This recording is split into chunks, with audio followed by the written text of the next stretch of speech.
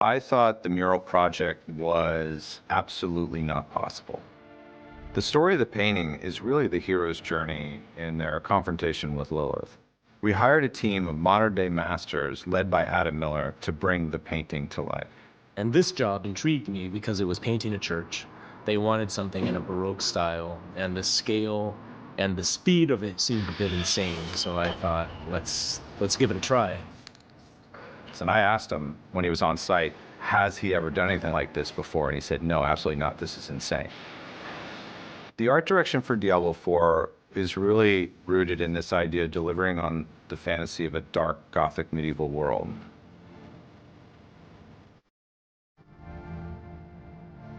So when Adam called me up and told me about this project, I was like, wait, we're painting what and how big?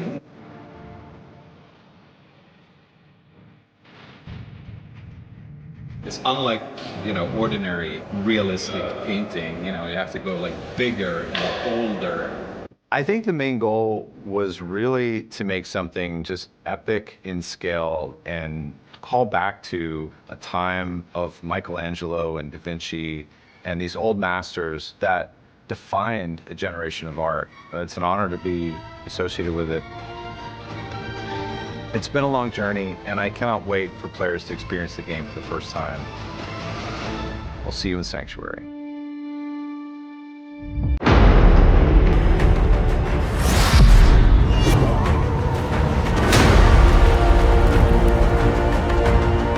Sanctuary is the world in which the story of Diablo takes place, and it's the battleground for the souls of humanity and the fight between angels and demons. Sanctuary is a vast world, and there'll always be something new in every area, like hordes of enemies, safe haven towns, resources to gather, events, quests, and more.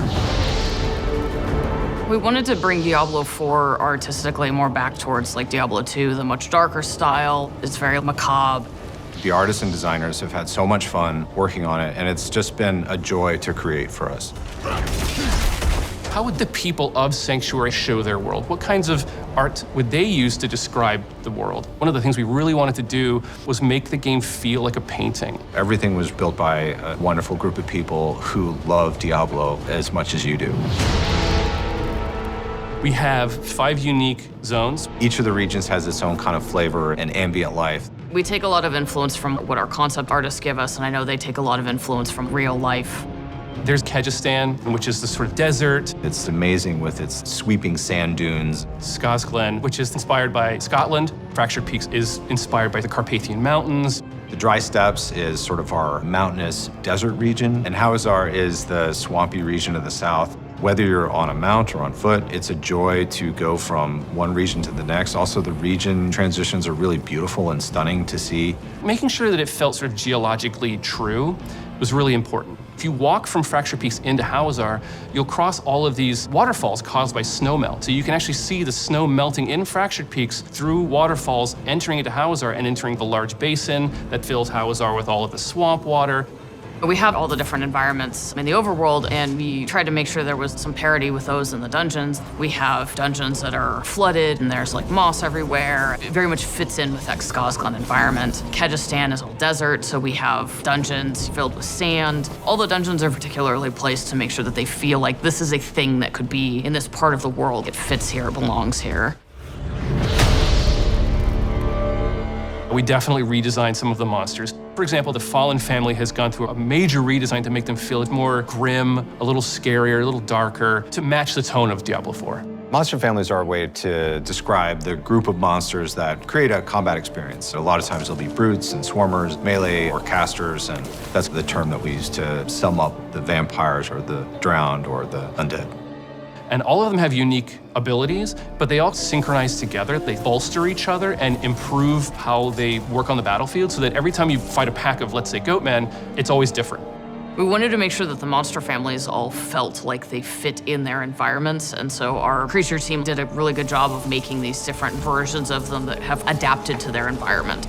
There's snowy goatmen and Fractured Peaks in some of the colder areas versus lightning goatmen around Dry Steppes and kind of the more arid areas. Hawazar has a lot of poison spiders. Each of the regions has its own kind of flavor, and it's pretty exciting to discover. We have some really cool new snake men, the Nangari. We've seen snake men in Diablo before, but these guys are just really twisted amalgamations of multiple snake heads, even human body parts. We have skeletons, we have undead, we have ghosts, all the things that you would expect to find from a Diablo game.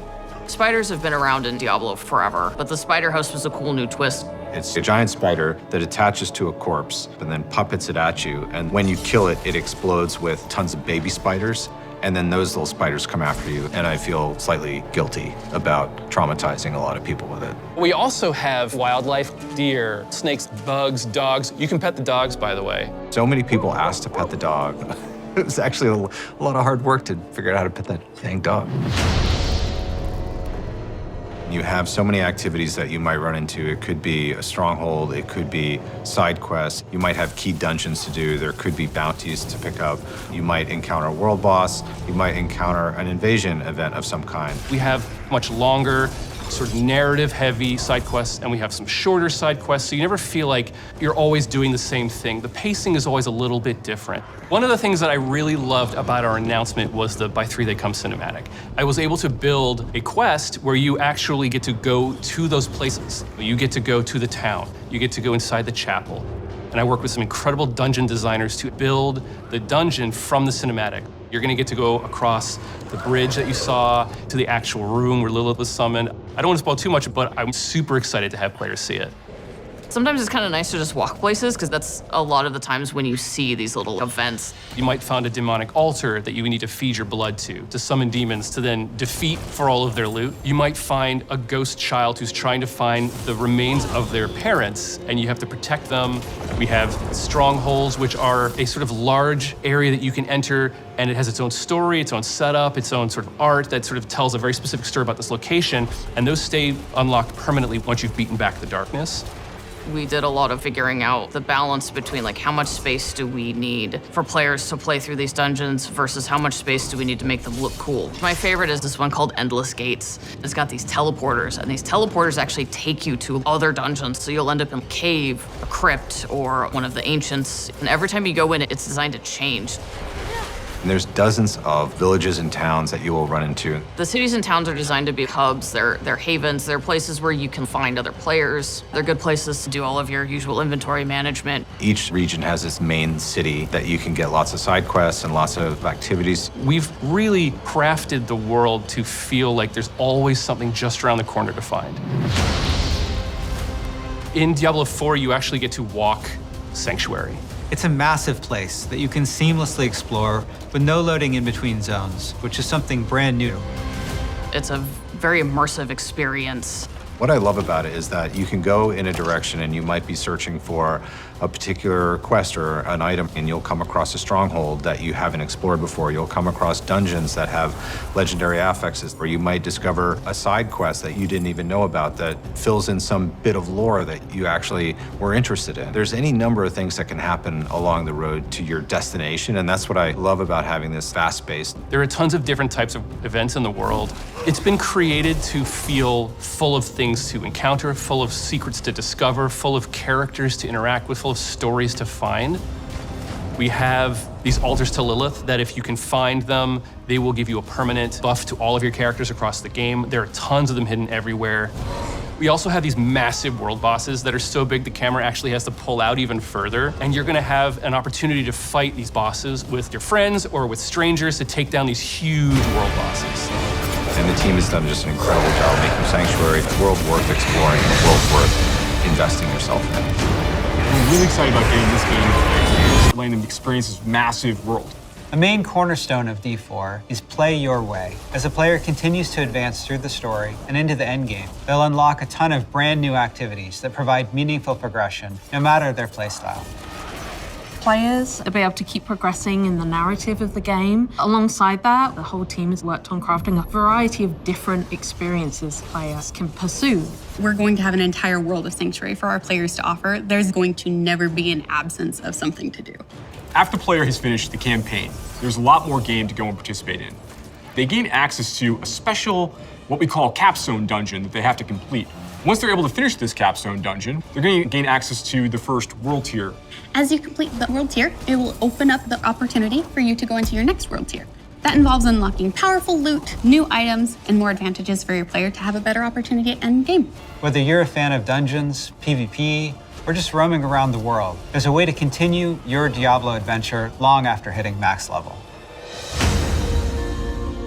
As your character continues to grow in power, you'll start with the skill tree and expand out into the Paragon system. A lot of the choices the players make are grounded on skills themselves and the fantasies associated with those skills. The Paragon board is a place where we're allowed to have a lot more depth, a lot more customization, many more options as you go. You can rotate the board, so you can choose a different path if you're like, I want to do more strength-based things, or I want these particular boons or glyphs. You can chart your path through it, and they're really a way for you to keep expanding your character and making it uniquely yours. Similar to the Paragon boards is the Codex of Power. It's an in-game system that holds the aspects related to the character. You are able to complete a dungeon, and they will have a chance to drop an aspect that you can pick up. And what this allows players to do is take items they're finding in the world and make them more powerful, turn them into legendary items. It's really special to discover what kind of playstyle really means the most to you. Every part of Sanctuary is fulfilling and satisfying. Dungeons in particular are really close to my heart. Nightmare dungeons are going to give the players the opportunity to experience a dungeon that they might have already experienced in their past playthroughs. They'll enter the dungeon with a found sigil that alters the playstyle and the intensity of the dungeon. They're more difficult and they have additional objectives, and then they also have affixes, which add a degree of difficulty for you and your group to work through. One of my favorite affixes that you can find in Nightmare Dungeons is actually called Hellgate. Occasionally, these portals will open up throughout the area that will just pour out different monsters that aren't native to that region for you to also be dealing with while you're trying to handle everything else inside the dungeon. There's over 120 dungeons to play through and find in Diablo 4, and any one of them can become a Nightmare dungeon by finding a Nightmare sigil and then using it to activate the Nightmare version of that dungeon space. Everything's a little darker, everything's more difficult. It's going to add a little bit of a twist of flavor on your particular dungeon. There's some targeted activities in Diablo 4 that suit what you're feeling in the mood for. The Forces of Hell are starting to have more influence in certain parts of Sanctuary in the vast interconnected overworld of the experience. And as the players are going into Helltide areas, you're gonna find even more powerful monsters. And by killing them, they'll be able to gain these special shards they can take to go and use to purchase these big rewards that are available at these caches that are found littered throughout Helltide areas. The sky darkens and the rivers run red, meteors fall from the sky, and the monsters get harder. We really want to create new experiences for the players. There's one I really like called Whispers of the Dead, which you get from the Tree of Whispers. The Tree of Whispers is grim and a little gruesome, but it's also something mystically haunting and kind of beautiful. The tree has a little bit of a grudge against our players, and it would like for them to go serve its needs. So you're going to go serve these bounties, gather different rewards, different items, and bring them back to the tree in hopes that it can exchange you something really meaningful. Maybe you're gonna go to the Fractured Peaks and take out some werewolves that are rampaging in a town. They're contained activities that you can do alone or in a group. We really wanted to create variety for people to be able to spend time where they wanted to in the world. It's very cool the way it's been put together, and I can't wait for people to see it, to be honest. In Diablo 4, we have a focus on the world of Sanctuary. And there are parts of that world that we call the Fields of Hatred, where Lilith's presence in Sanctuary has begun to seep through and manifest these poisonous areas throughout the world. When players go to these regions, they get to engage in player versus player conflict. These offer opportunities for the player to collect shards. But there is a little bit of a catch. In order to get these shards back to town, you will need to purify them. Other players will definitely know that you're attempting to purify your shards, so you'd better be prepared to fight if you're going to be playing any PvP, and be prepared that you might lose some stuff in the meantime. Once they've got the purified shards, they can take these, go back to nearby towns to sell them, and then use that to buy a whole bunch of interesting cosmetic items and rewards. It's a place for people who really love PvP and want to still get loot and still increase their character's power. If that's the way they want to play, they can. Launch is just the beginning. One of the things we're really focused on is creating a living, breathing set of updates for players to engage with after the game has gone live. It's really just going to be a way to keep coming back and experiencing more Diablo 4 in fresh ways. We're really eager to hear all of your experiences and just enjoy the entire story with you all.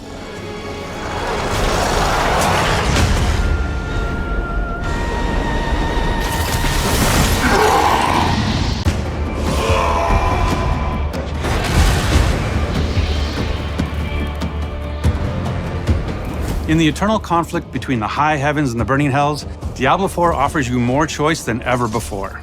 Player choice is infused into everything, from how you look, the skills you use, the loot you equip, your path through the non-linear story, to how and when you choose to explore the shared open world.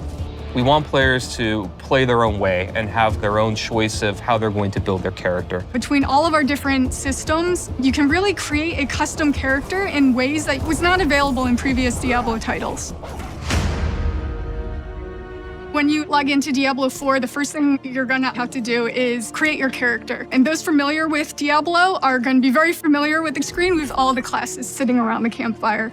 In Diablo 4, we got 5 classes. The Barbarian is your fantasy of a fierce warrior or fighter. The Barbarian is the weapon master of Diablo 4, being able to pick up any weapon, jump into the fray, and do really badass stuff with it. They're very strong, they're very physical. They can take different weapons for different situations and use them to their maximum effect. The Sorcerer is really your elemental mage. You have fire, ice, lightning. You can either focus on one or you can kind of be a jack-of-all-trades mage and use abilities from all 3. They're a little more fragile than other classes, tend to be more ranged. The Rogue, unlike the Barbarian, they are a little bit more clever. They're very fast. They have the ability to imbue their weapons with different elemental energies, and they can modify them to do different things. The Rogue has 2 different types of play styles. You have the ranged crossbow type gameplay, or you have the in-your-face daggers, poisons. You can lead the enemies into traps that have huge effects, more stealthy type gameplay. The Druid is really this shapeshifter. When you cast certain skills, you change your form, what you look like and what you can do. They can turn into werebears or werewolves. If I cast a werewolf skill, I turn into a werewolf and I do werewolf things. If I cast like Pulverize, for example, which is a werebear skill, I turn into a werebear, I slam the ground really hard. Fits the fantasy, it's pretty cool. They can also become masters of nature magic with earth and storm magic.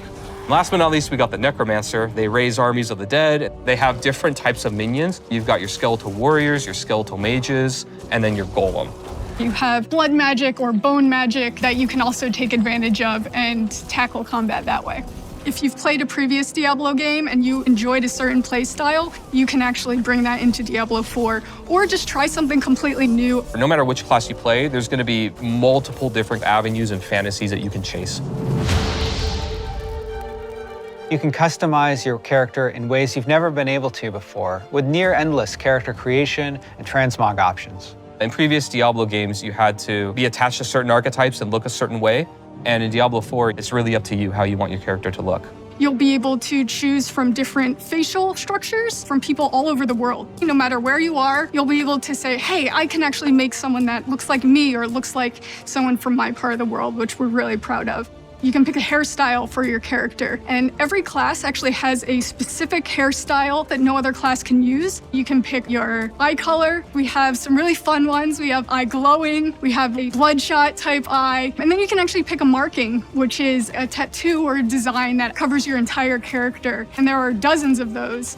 Transmog is the idea that you can take a piece of gear and change the appearance of it to look like a different piece of gear. As far as aesthetics, the sky's the limit. However you can think of making your character, you can make it that way. Everybody's going to look completely different in Diablo 4. One of our pillars for class design in Diablo 4 is this idea that we want players to play the way that they want to. When you first start the game, we introduce you to the idea of the skill tree. As you level up, you get access to these different skills or passives or upgrades to make your character more powerful. Each category has a few different skills that are all similar. They're either all defensive or all offensive, all ice or all fire. You can either focus on a very specific section or you can pick and choose. The first skill point when you unlock a new skill is going to give you access to that skill. After that, you can put additional points into any skill that you have, and it's going to make it better, whether it increases the radius or adds some new effect or reduces the cooldown through some special way. You can actually branch out in a very different direction, even if 2 characters actually started at the same place. The Paragon board is a late game system that once you've completely filled out your skill tree, you think you have a build, it will really let you delve into the theory crafting and the depth of Diablo 4's skill system. And these boards, they can move through them spending their Paragon points, and they have nodes that give them very basic stats like intellect or dexterity. We also have more powerful nodes. We have rare nodes that have different effects where they can totally modify a skill to do something additional or different, or they can even make new connections between skills so that players can have new ways to play their character. Legendary nodes are equivalent to legendary powers, where they have more powerful effects that can change the builds and ways that characters play. You can start planning this long journey of, okay, I want to hit this node, and then I want to hit this node. I'm going to apply this board, and I'm going to start from this side, and really just get into a super complex, very specific build for your character. Legendary items are really rare and powerful items that you're going to find as you adventure through the world of Sanctuary. We have quite a few different categories of legendaries and how they do that. Some of them will actually change your skill or enhance it in some way. Frozen Orb, for example, it might say, hey, every single time you use your Frozen Orb, it applies a new effect. And then I can actually take advantage of that new effect that it has. Even if the item itself is maybe not as good as the one you have, you can still extract that power from it, take advantage of it, and use it for your build. One thing that our players can look forward to is that a lot of our classic, really rare, and most powerful items from previous titles are going to be returning as uniques in Diablo 4. Unique items are very similar to legendaries, but they're unique, which means if that ability is actually on a chess piece, it's always going to be on that chess piece because it's more powerful than a regular legendary effect. Crafting is a big part of Diablo 4. We have all kinds of different ways that you can upgrade and interact with NPCs to make your gear better. You can increase the item level or power of your gear, so you can actually get a piece of gear and just make it stronger. You can also add sockets to your gear so that you can put gems inside of it. There are a lot of different ways that players will be able to customize their experience in Diablo 4. Every single player is going to have a different experience and a different build at the end of the day. Because we have all of these different ways to make your own character, there's a lot more possibility compared to previous titles of how you want to play, how you want to build your character. We really are doubling down on this idea that you can look the way you want, you can play the way you want, you can really make your own fantasy in this game. Hell welcomes all, and so does Diablo 4. In the coming weeks, we'll be sharing even more about how to play your way. Now, our launch on June 6th is getting closer. Closer still if you got early access. And we can't wait to see you in Sanctuary. Hail Lilith, Blessed Mother.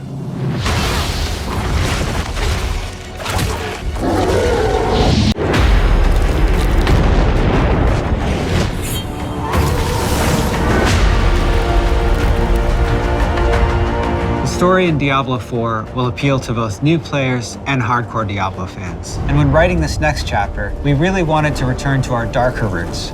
Sanctuary is in a very interesting state right now. It's 50 years after Reaper of Souls from Diablo 3, where half of the population was exterminated by an archangel. The world has seen quite a bit of changes, quite a bit of scarring from its wounds that have not totally healed. In these years of death and decimation, power vacuums have opened up and been filled by various factions you'll actually get to interact with in Diablo 4. Heroes of the past that we've known and loved have long since faded into memory, as well as an iconic order known as the Haradrim. The world is a bit broken and wounded, and it's in this fragile state that Inarius and Lilith return, and they are the makers of Sanctuary, and their return may not mean the best for humanity. Before Sanctuary was created, the heavens and the hells were battling each other in a non-stop war. Our Sanctuary was created by disenfranchised rebel angels and demons that wanted out. They didn't want to be a part of this never-ending war because there was literally no point. Two of those people were Inarius and Lilith. Lilith is a demon and Inarius is an angel. They were part of the eternal conflict between heaven and hell, in which they were constantly fighting with each other. When Lilith captured Inarius, she was ready to torture him, but when she learned that they're of like mind, she became his partner in crime. They stole a singular, most important object known as the World Stone, a massive, iconic, mountain-sized gem that has the ability of creation. Inarius and Lilith helped to create the world of Sanctuary. And that's where the name of the world comes from. It was their sanctuary to hide away from the eternal conflict. They both have similar goals, but as an angel and as a demon, have different ways of going about it. Inevitably, it wasn't going to last. They've clashed multiple times throughout the history of the Diablo universe. And the last time they met, Inarius banished Lilith from the world and locked her in this realm of darkness. We wouldn't see Lilith again until the cinematic By 3 They Come, when a mysterious figure pulled her back into Sanctuary and set her loose on the world she helped create. Inarius also suffered when the heavens found out where he was and what he had done, that he had created this world. He was punished and handed over to the burning hells as a peace offering. Because of these two experiences, both Lilith and Inarius do share that they were betrayed and they've been disillusioned. That does not mean that they get along. There's this rare moment in time where Inarius and Lilith are back on the world. It is them fighting each other with humanity as their battleground. When the story of Diablo 4 begins, this wanderer is trudging through the snowstorm in a place called the Fractured Peaks. Really, they're just looking for some shelter. The player character in Diablo 4 is whoever the player wants to be. Are they running from something? Are they running to something? What kind of a person are they? We leave that up to them to decide. They are seeking refuge from this blistering cold that saturates everything within the Fractured Peaks. They find a cave, and it is that moment where they're pulled into the bigger events of Sanctuary, these monumental moments that will be taking place that will shape and shake the world. It has been 50 years since Malthael, the aspect of death, culled about 50% of humanity. Humans struggle to survive in that 50-year gap after that massive culling. The humanity itself is trapped between the high heavens and the burning hells, and each are trying to influence humanity in their own way. The player is asked to save Sanctuary by a specific character that we actually remember from Reaper of Souls. His name is Lorath Nar.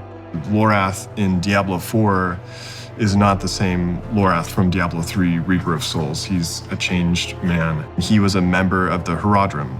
And the Herodrim is this secretive order of scholars and mages who protect the world from demons and other supernatural threats. Lorath is much older and weathered from the things that he's seen. He is struggling with who he is with the Herodrim and even without the Herodrim. When Lorath learns of the player's interactions with a being that he remembers very well, he pulls him into this mission to stop Lilith. They will need to try to figure out a way to survive in the world of Sanctuary in all of its turmoil since Lilith has come back. We have a lot of new characters that you'll be experiencing in the world of Sanctuary. One of them is Prava. She leads the Cathedral of Light. The Cathedral of Light is a militaristic faction led by Inarius. Inarius is the ultimate supreme leader, but she handles the day-to-day. She acts as a bridge between Inarius and the other followers of the Cathedral of Light. She was at rock bottom when Inarius met her. As you can imagine, on Sanctuary, life is brutal. Inarius uplifted her and taught her the tenets of the Cathedral of Light. Ever since then, she's become his most loyal, fervent follower. She would do anything for him, and she just really believes in what he stands for. Inarius is in various states of bitterness. You're seeing a faction that has done as much good as necessarily bad. You as a player get to decide how you feel about those actions, and Prava will be at the forefront of all of it. Donan, he's one of the Herodrim. He is this very gifted mage who also is a scholar. We find him in this place called Scotsglen, where he's made a name for himself and become something of a hero. In Diablo 4, we'll find out what Donan's relationship with Lorath is and the Herodrim and how he became a hero in this place. Neyrelle is this young adventurer. She has traveled the world with her mother looking for lost artifacts. She's spent her life going through old ruins and reading old texts and learning these arcane things. Together, they're searching for the remnants of the Herodrim. They believe in finding that they'll find some purpose. She is someone who is very intent on stopping Lilith, so she becomes a very strong ally for you and for Lorath throughout the game. It's through her actions that Lorath and the group that you will follow will come to contend against Lilith. Something that we tried to do from a narrative perspective is create people that are living in a very dark place, but still trying their best to live. They'll have some scars, but they also have these pieces of beauty and humanity. We wanted to ground them in the circumstances of the world and make them feel real and relatable. With Diablo 4, you're very much watching a tragedy unfold. It's definitely a story that we wanted to create around people, not just the apocalyptic elements that surround the story. And that's something that we really sought to bring to you as a part of the Diablo narrative. Lilith is free, she has some followers, and she's back on her old business. She's gonna corrupt us or try to turn us to her side for her own ends. The story of Lilith and Inarius is the darkest story we've ever told, and it expands the mythos of Sanctuary and the lore of the series like never before.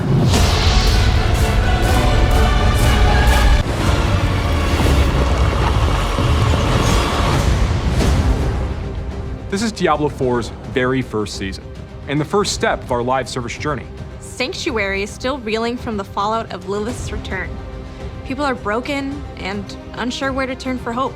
Amidst the turmoil, a new threat has emerged, and it's infecting the land. It's up to our players to seek out the source of this corruption and put a stop to it in Diablo 4's first season, the season of the Malignant. We're seeing some new aberrations of Lilith's corruption. An infection is now affecting all manners of creatures. It's basically causing any sort of hatred, any sort of demonic energy inside of them to burst forth and to consume them alive, body and soul.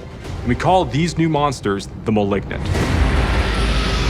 The Malignant are pure hatred. They're succumbing to Lilith's corruption in a way that we haven't seen before.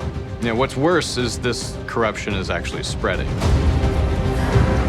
So the only person that seems to have any idea what's going on is this guy named Cormand. Cormand was a priest of the Cathedral of Light. He is young, he's idealistic, he is doing what he can to try to help the people that he cares about. Cormand has been on his own solo journey to find out how to stop the Malignant. And he's desperately asking the player for help. He gives a sense of hope to Sanctuary. I swear, we will end this nightmare. He's found a rather interesting artifact from a bygone era, we call cages of binding. These cages allow the player to extract the corruption that the Malignant represents from the creatures that they come across, and then combat it directly. Once you defeat a Malignant monster, its heart will appear. If you choose to trap the heart, that's where the challenge begins. A more powerful version of the Malignant monster will appear. And once you defeat that version, then you get a caged heart that you can socket into your amulets and rings. The amulet or ring will have a colored socket to correspond to the color of the caged heart. You're really going to want to get these Malignant hearts. In them are crazy strong legendary powers that are just going to change the way you play. They're going to influence your builds. They're going to expand upon the opportunities that you would have otherwise had in the base game. These powers are going to be the difference between victory and defeat while the players are exploring Sanctuary. It's another layer of power customization. As the player is wandering through Sanctuary, they're going to find signs of the Malignants everywhere they go. And then also they'll find new seasonal dungeons that we call Malignant Tunnels.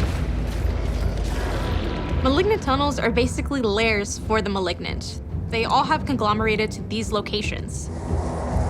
Malignant Tunnels are shorter, punchier dungeons that players can experience in Season 1, and they're very good places to hunt for Malignant hearts. It's a big infested cave with all kinds of dark corners. They feel cramped, they feel gross, and they probably smell awful. At the end of these tunnels, players will find one of our events called a Malignant Outgrowth.